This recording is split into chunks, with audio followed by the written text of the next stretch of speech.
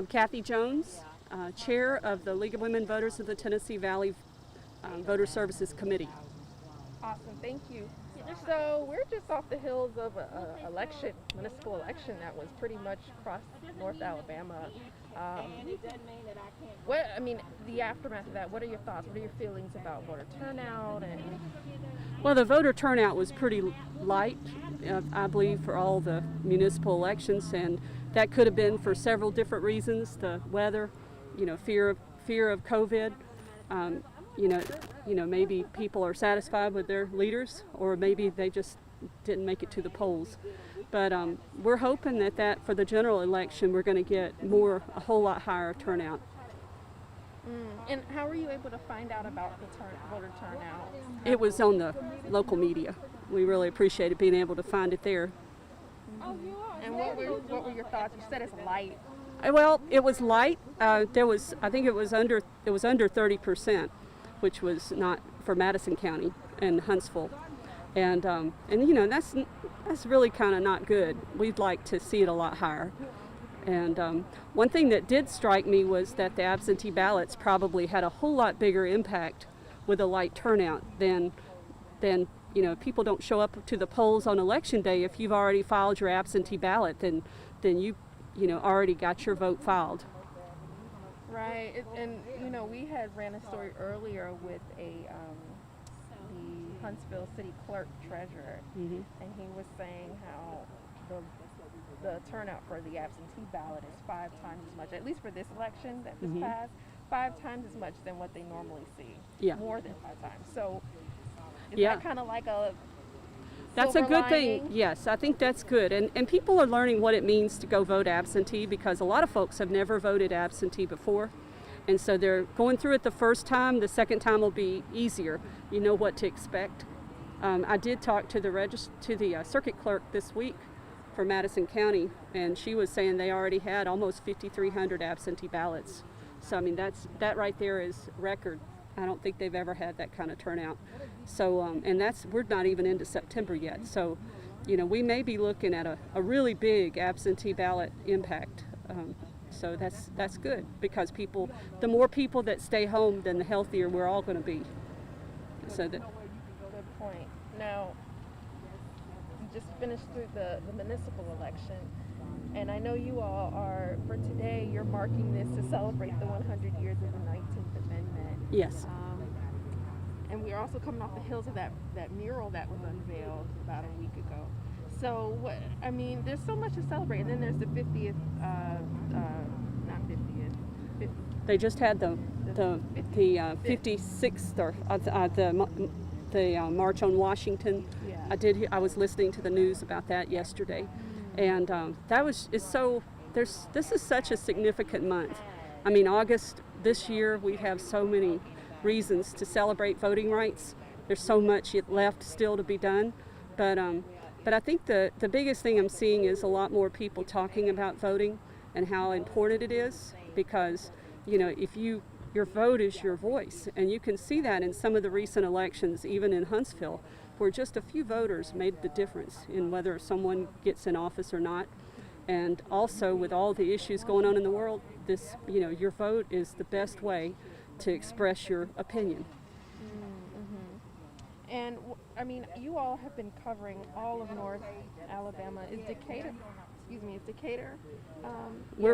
We went to Decatur a couple of weeks ago, and it was, it was our first time to be in Decatur this season, and we're going back on the 19th of September, and we're going to be at the Decatur Library. We like going to the libraries. They have nice big parking lots, and all the libraries have been so helpful to us to set up. We're here today in Athens at their library, and then we'll be going to the Decatur Library on the 19th, and then the Boys and Girls Clubs we're going to 2 of the locations in Madison County in September. So it's going to be we have a lot of community support on voting and trying to get people engaged. Yeah, you all have a lot of work leading up until Election Day. Exactly. Yeah, and we're looking at our flow as far as, right now we're focusing on trying to get people registered and absentee ballot applications. I see end of September we'll start seeing some ballots. We may be witnessing ballots. And around October 10th, at that point, we're going to just recommend everybody, we can get you an absentee ballot application, but at that point, you really need to carry that application straight to the courthouse and vote in person. Wow. And so that's we feel like that's really about the cutoff, because October after 10th. that, the 10th, and that's not any kind of legal direction, but we feel like with the issues with the post office, that if you do that, then you'll be able to vote in person. You'll get your absentee ballot in your hand right there at the courthouse, and by around the 10th, it'll be out by the end of September. But that'll give you a chance to know that your vote's already filed. Wow. And I gotta keep record. How many people have you all registered to vote, and how many people have you all helped do absentee ballots? 2 questions.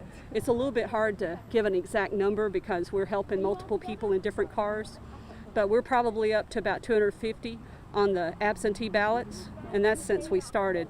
And then for voter registration, we are actually that's not been as big of a emphasis for folks coming out, but today we're getting quite a few. So we're starting to, we probably got about 30 voter registrations.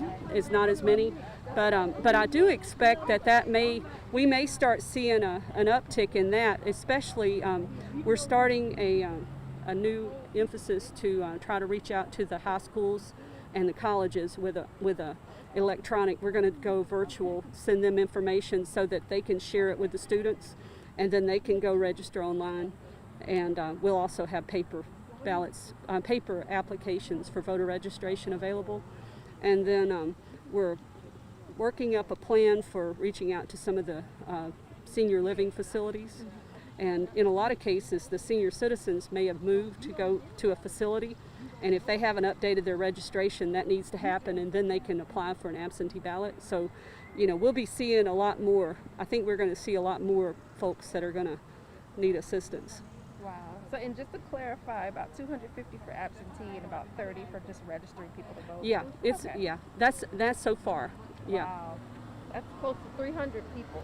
Yeah. Wow. Anything else you wanted to add, Kathy? Well, I guess we're looking forward to seeing record turnout in November. That is our dearest hope. Spell it for me. Kristopher and Reissz. Okay. And your title with the library? I am the head of adult programming here at the Athens Limestone County Public Library. Excellent. So tell me about this partnership with the Legal Women Voters. Well, we've partnered with them on a number of things, and since we have been, we were closed for 6 weeks due to COVID. We recently opened up, but we're still, kind of trying to find ways to continue to serve the community, even though we're, very cautious about having a lot of people in the library at once. And so they approached us about this drive-through voter registration. We are all for it. We just think it's a fantastic thing for Limestone County. It's a fantastic thing for our patrons, and just to have this service where it's still safe for them to come and get registered and get their absentee ballot set up. And it's just a great thing all around. And tell me from your perspective what you've seen about the outcome of this joint partnership. Have you seen the impact it's had on residents here and folks who go to the library? Yes, we've had a number of people who've just come to the library today, and they didn't realize that there was registration. They were so thankful that it was here. We are a great central location here in the downtown, so it's just a great place for everyone in Athens and in Limestone County. It's a good place for them to meet up. Wow. And for you, what does it mean that you're a part of essentially this effort, because it's a lot to commemorate this month? Kathy had pointed that out when we talked. Sure. What does that mean for you? Well, we consider the library as part of the community. We are here to serve the community in whatever way we can.